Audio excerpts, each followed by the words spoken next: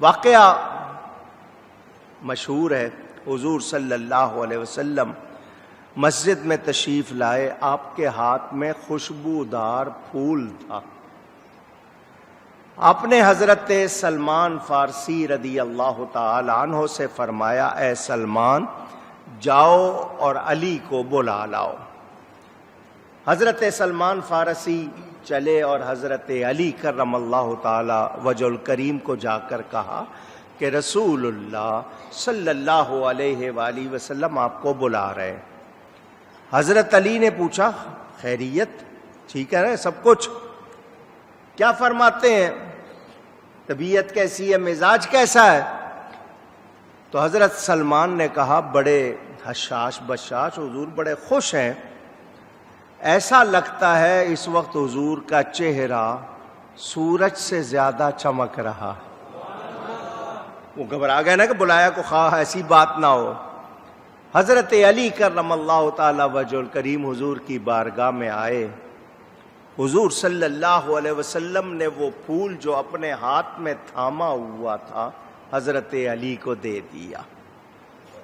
حضرت علی نے کہا یا رسول اللہ صلی اللہ علیہ وسلم اس پھول کی خوشبو بہت اچھی ہے، بہت اچھی ہے۔ نبی کریم صلی اللہ علیہ وآلہ وسلم نے فرمایا یہ پھول ان پھولوں میں سے ایک ہے جو حوران بہشتی حوروں نے میری بیٹی کی نکاح کے وقت برسائے تھے۔ آپ کے یہاں ایک دوسرے پہ پھول گلپاشی کی جاتی ہے نا، تو حضور نے فرمایا جو حوروں نے میری بیٹی کے نکاح کے وقت برسائے تھے یہ ان پھولوں میں سے ایک پھول ہے۔ حضرت علی نے پوچھا یا رسول اللہ صلی اللہ علیہ وسلم آپ کی شہزادی آپ کی بیٹی کا نکاح کس سے ہوا؟ حضور صلی اللہ علیہ وسلم نے فرمایا اے علی تیرے ساتھ۔ اس کی تفصیل جو کتابوں میں ہے آپ کو سنا رہا ہوں کہ میں مسجد میں بیٹھا تھا، ایک فرشتہ حاضر ہوا جسے میں نے پہلے کبھی نہیں دیکھا تھا۔ میں نے اس کا نام پوچھا تو اس نے اپنا نام محمود بتایا۔ اس نے عرض کی کہ میں تیسرے آسمان کے فلاں مقام پر رہتا ہوں، شب کا 1/3 حصہ رہتا تھا کہ مجھے آسمان کے طبقات سے ایک آواز سنائی دی جس میں تمام طبقات یعنی درجوں کے ملائکہ مقربین، روحانیین، کروبیین کو چوتھے آسمان کے ایک خاص مقام پر جمع ہونے کا حکم ہوا۔ سارے فرشتے وہاں جمع ہوئے۔ اسی طرح مقعد صدق اور تمام بہشت اور جنت الفردوس کے ملائکہ اور جنت عدن کے فرشتے جمع ہوئے۔ حکم ہوا اے مقربان بارگاہ، اے میری بارگاہ کے مقرب لوگو، اے خاصان بادشاہ حقیقی، سورہ حل عطا پڑھو، حل عطا علی الانسان حین من الدہر، وہ پڑھو۔ سب نے مل کر قرآن کریم کی یہ سورت پڑھی۔ پھر شجر طوبہ کو حکم ہوا کہ وہ اپنے اور بہشت کے خوشبودار پھول برسائے تاکہ حضرت علی اور فاطمہ کا نکاح پڑھا جائے۔ چنانچہ بہشت کے تمام درختوں اور طوبہ نے پھول برسائے۔ پہلے بتایا گیا کہ طوبہ درخت کا پتا پتا بہشت کے تمام مکانات کے چپے چپے سے تعلق رکھتا ہے۔ طوبہ درخت نے حرکت کی تو بہشت کے موتی اور بہترین زیورات جھڑ پڑے۔ اس کے بعد حکم ہوا ایک ممبر لائیے جو کہ طوبہ کے درخت کے ایک زبرجد موتی کا دانہ تھا، اسے وہاں بچھایا گیا اور 7ویں طبقے کا ایک حیل نامی فرشتہ بلایا گیا جو تمام ملائکہ سے زیادہ صاف زبان، قادر الکلام فرشتہ وہ اس منبر پر آیا اور اللہ تعالی کی حمد و ثنا بیان کی اور پیغمبروں پر درود بھیجا۔ پھر اللہ تعالیٰ نے جبرائیل و میکائیل کو بلا واسطہ بلا کر گواہ بنایا اور فرمایا کہ میں نے اپنے حبیب کی بیٹی کا نکاح حضرت علی سے کر دیا ہے اور میں ہی ان دونوں کا متولی ہوں۔ یہ میں روایت کے الفاظ سنا رہا ہوں۔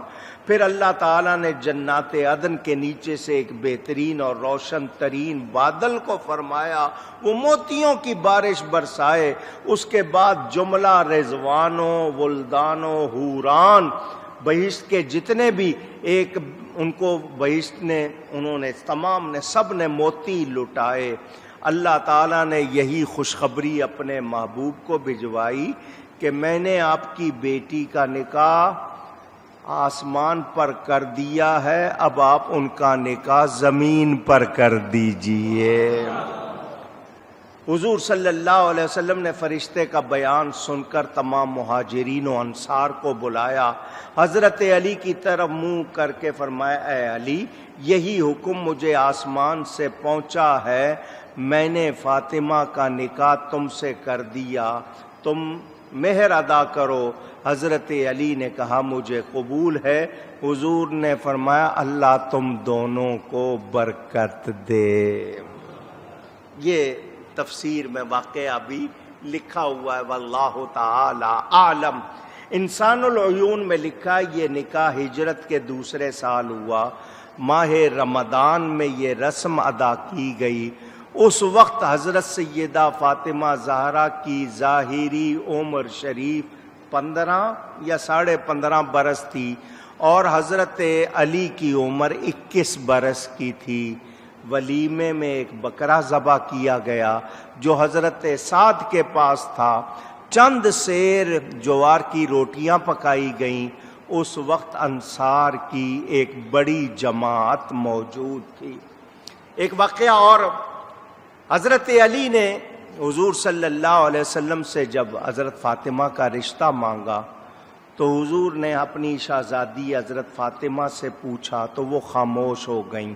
مسئلہ سنا دوں آپ سب کو، آپ سب کے علم میں ہو، جوان لڑکی بالغ کا نکاح اس کی مرضی کے بغیر کیا جا سکتا؟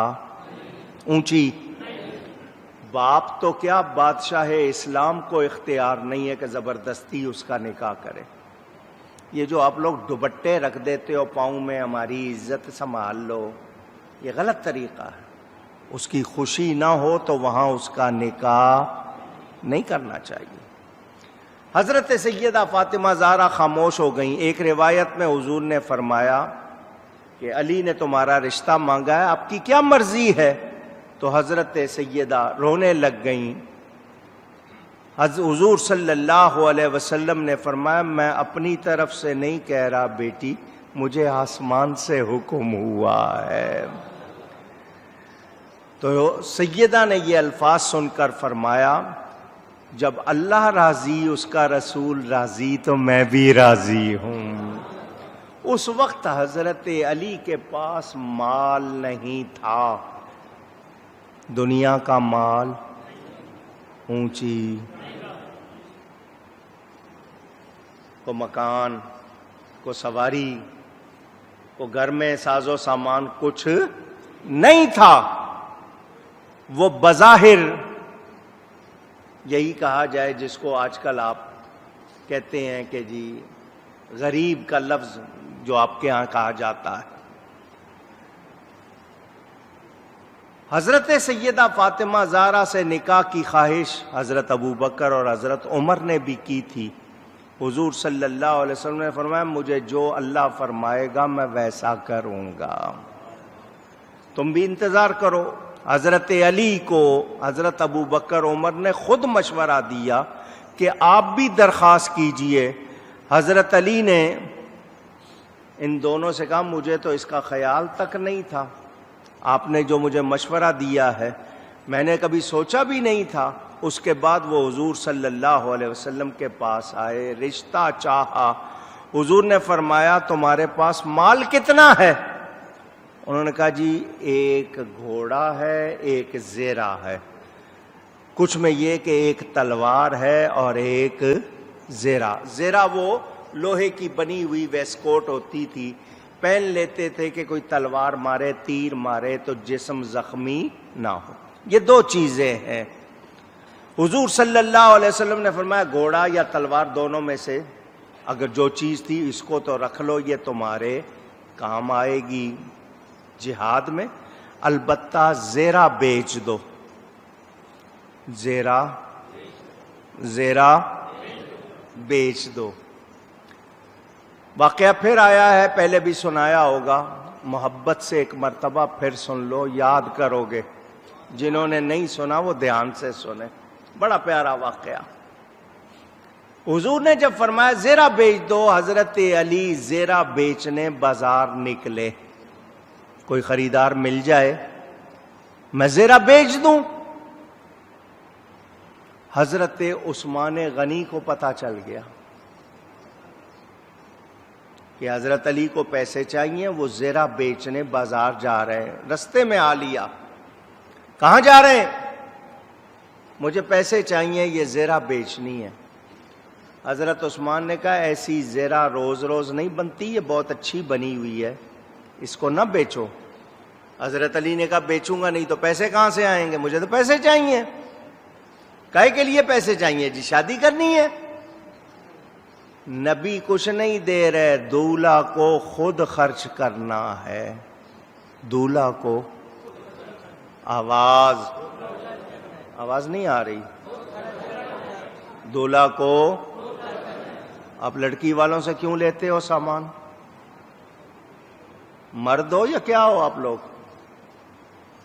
فرنیچر بھی دو، گاڑی بھی دو، فلیٹ بھی دو، بائک بھی دو، سونا بھی دو، کپڑے بھی دو، برتن بھی دو، کیوں لیتے ہو؟ بیچ رہے ہو اپنے آپ کو۔ دولہا کو خود تیاری کرنی چاہیے، فرنیچر خود لے کے سجانا چاہیے، برتن خود لا کے رکھنے چاہیے گھر میں۔ بیوی لا رہے ہو اور آپ سب کچھ اس سے منگواتے ہو، یہ اسلامی طریقہ اونچی کہیں۔ جتنے شادیاں نہیں ہوئی نا ابھی سے سن لو، اپنی ماؤں کو کہہ دینا خبردار لڑکی سے کچھ لینے کی ضرورت، میں لا رہا ہوں، میں کھلاؤں گا، میں پلاؤں گا، میں رکھوں گا۔ ہم لوگوں نے ہندوؤں کے طریقے اپنا کر لوگوں کے لیے مشکل کر دی ہے، دماغ خراب کر دیا ہے آپس میں ایک دوسرے کا، اور وہ بھی اتنے ڈھیٹ آگے سے مانگنے لگ جاتے ہیں، یہ بھی دو وہ بھی دو۔ یہ اتنی گھٹیا حرکت مجھے تو پتہ نہیں چڑ ہوتی ہے، جی کرتا ہے شادیوں میں جاؤں ہی نہیں، جہاں خاص طور پہ جہیز کا سامان دکھانے کا انتظام ہوتا ہے وہاں اور زیادہ تکلیف ہوتی ہے۔ کئی برادریوں میں پورا رکھ کے دکھاتے ہیں، کوئی لوگ تفصیل سناتے ہیں، یہ دیا ہے یہ دیا ہے، بہت گھٹیا حرکت ہے یہ۔ آپ اگر بیٹی کو کچھ دے رہے ہیں، میں منع نہیں کر رہا ہوں، لیکن یہ مانگنا اور یہ رسم، یہ ضروری، یہ جو آپ نے کر لیا اس سے فساد ڈالا ہوا ہے۔ حضرت عثمان نے کہا ایسی زیرہ دوبارہ نہیں بنے گی، بڑی اچھی بنی ہوئی ہے، دوبارہ بنواؤ گے تو اتنے میں نہیں بنے گی۔ حضرت علی نے کہا مجھے پیسوں کی ضرورت ہے، کتنے چاہیے؟ کہ جی 400 چاہیے۔ حضرت عثمان نے کہا بیچو نہیں، میرے پاس گروی رکھ دو،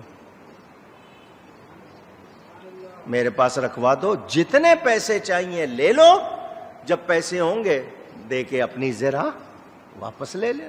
حضرت علی نے کہا ٹھیک ہے۔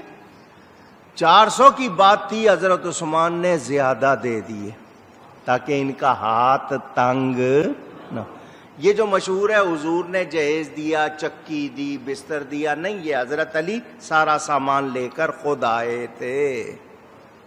حوالہ چاہیے، مدارج النبوت میں شیخ محقق نے لکھا ہے، وہ شیخ محقق جن کو روزانہ حضور کی زیارت ہوتی تھی، ان کی کتاب مدارج النبوت اردو میں بھی موجود ہے، اصل کتاب فارسی عربی میں، انہوں نے یہ ساری بات لکھی ہے۔ حضرت عثمان غنی نے پیسے دے دیے، زیرہ اپنے پاس رکھ لی، شادی کی تاریخ طے ہو گئی، حضرت عثمان نے وہی زیرہ تحفے میں حضرت علی کو پیش کر دی۔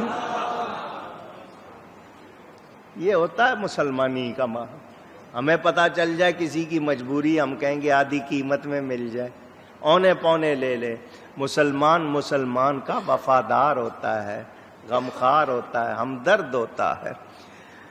حضرت علی کرم اللہ تعالی وجہ الکریم نے وہ حضور کو آ کے بتایا، نبی پاک نے خود خطبہ پڑھا اپنی بیٹی کے نکاح کا اور حضرت علی سے نکاح کر دیا۔ ٹائم ہو گیا ہے اور یہ ایک دو واقعے اس میں اور بھی ہیں، انشاءاللہ آئندہ آپ کو سناؤں گا۔ ہمیں آج کا خلاصہ پانی کی قدر کرنی ہے، پانی کی اونچی، پانی بہت اہم اللہ کی نعمت، اور اس کے بعد رشتے ناطے کس نے بنائے ہیں؟ اللہ نے، جو خود رشتوں ناتوں سے پاک۔ تو ان رشتے ناتوں کی پہچان بھی ہونی چاہیے، اس میں ہمارے سگے بھی ہیں، سسرالی بھی ہے، تو ان رشتوں کی پہچان کے کیسے برتنا ہے، کس کس کا کیا حق ہے معلوم ہونا چاہیے۔ بچوں کو رشتے داریاں سکھایا کرو۔ بڑے ہو جاتے ہیں اچانک کہتے ہو بھئی یہ تمہارے انکل ہیں، کون سا انکل ہے ہاں جو 20 سال کے بعد اچانک بن گیا، چھوٹی سی عمر سے بتاؤ یہ فلاں رشتہ دار ہے، یہ فلاں رشتہ دار۔ سمجھانا چاہیے، سکھانا چاہیے، اور ایک دوسرے کا حق بھی بتانا چاہیے۔ گفتگو میں کوئی غلطی ہوئی ہو اللہ کی بارگاہ میں توبہ کرتا ہوں، باقی انشاءاللہ آئندہ۔ وآخر دعوانا ان الحمد للہ رب العالمین۔